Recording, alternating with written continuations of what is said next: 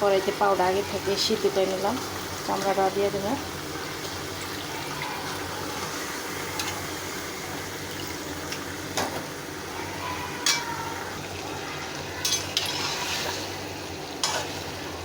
চামড়াটা একটু নাড়াচাড়া করে দিব,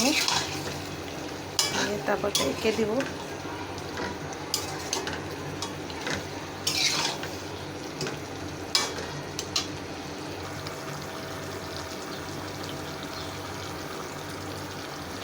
আমার কষানো হয়ে গেছে চামড়াটা।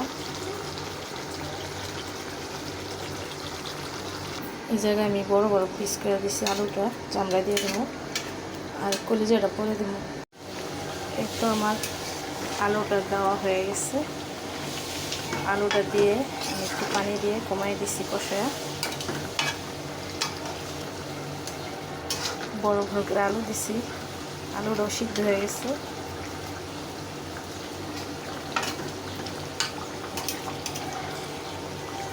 ভিডিওটা ভালো লাগলে লাইক কমেন্ট করে শেয়ার করে দেবেন আর গঠনমূলক কমেন্ট করে এগ্রিমেন্ট বাড়িয়ে নেবেন। আমি উপরে জিরার ফাঁকিটা দিয়ে দেবো।